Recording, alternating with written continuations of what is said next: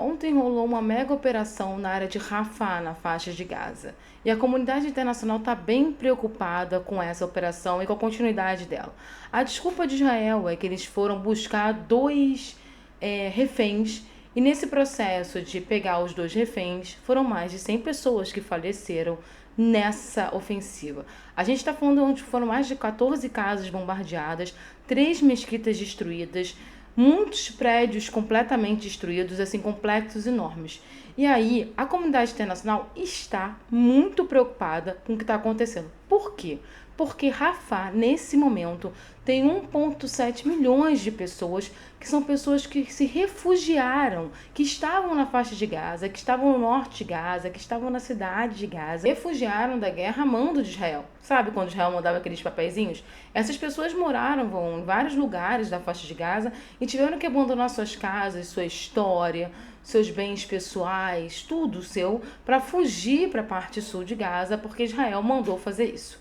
E aí Israel considerou Rafah a área segura. Nessa hora, direito internacional não está valendo, né? Porque todo mundo passou por cima. Israel passou por cima de todas as regras internacionais.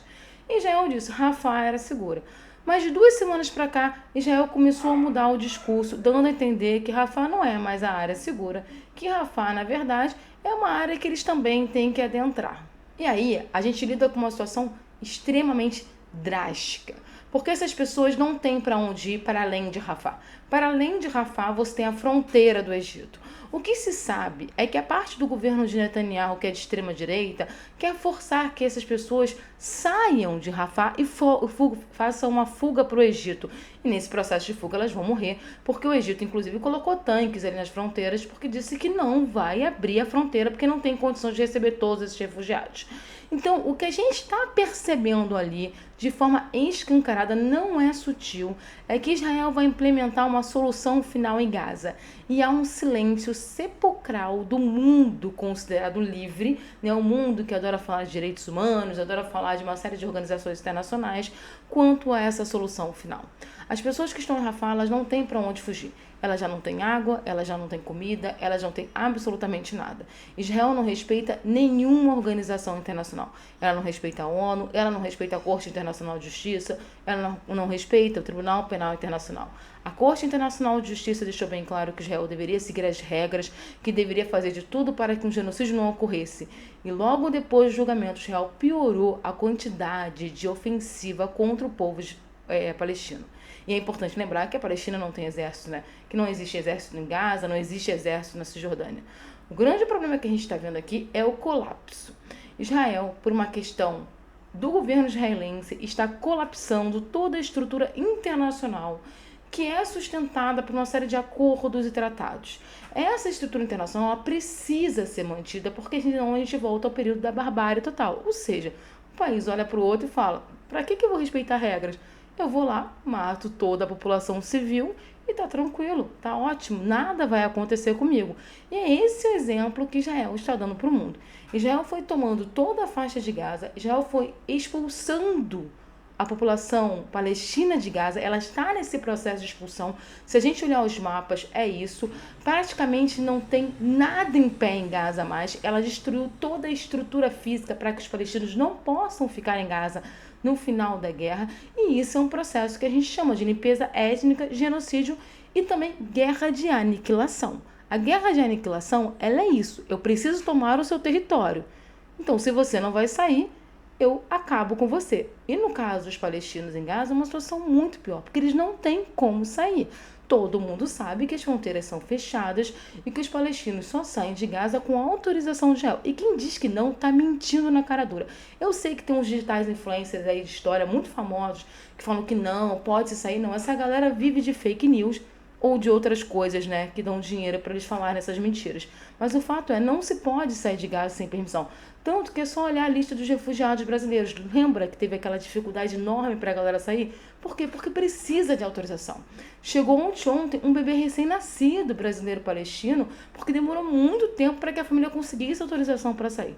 Então o que a gente tem agora é uma situação catastrófica em termos humanitários, é uma situação catastrófica em termos de direito internacional, porque não está sendo cumprido, é o descumprimento de todas as regras internacionais e, o mais importante, é um genocídio ao vivo. Não há o que falar.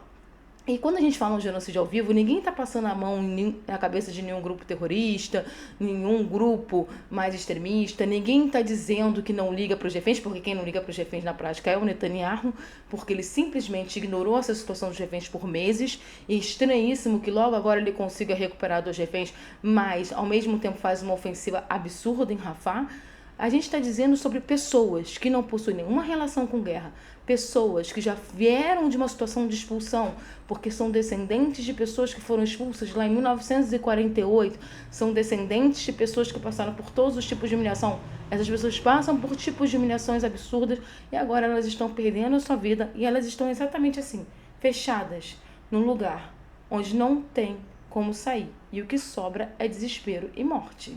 Qualquer semelhança com o campo de concentração dos anos 40 não é uma mera coincidência. Qualquer semelhança do que acontece em Gaza com os campos de concentração é uma semelhança real. O que está acontecendo agora é um processo de solução final.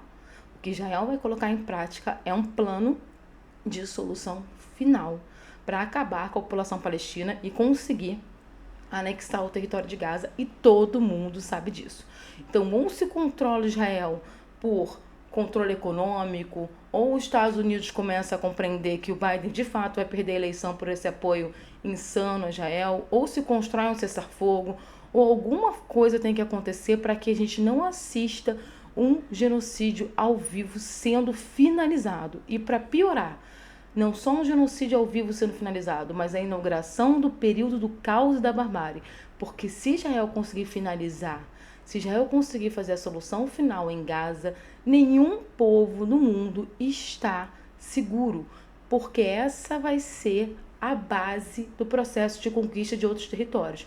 Outros povos vão invadir aquele território e vão cometer barbáries sem se preocupar com absolutamente nada, porque não existem mais regras internacionais para serem respeitadas, não existem mais instituições internacionais que consigam segurar o caos.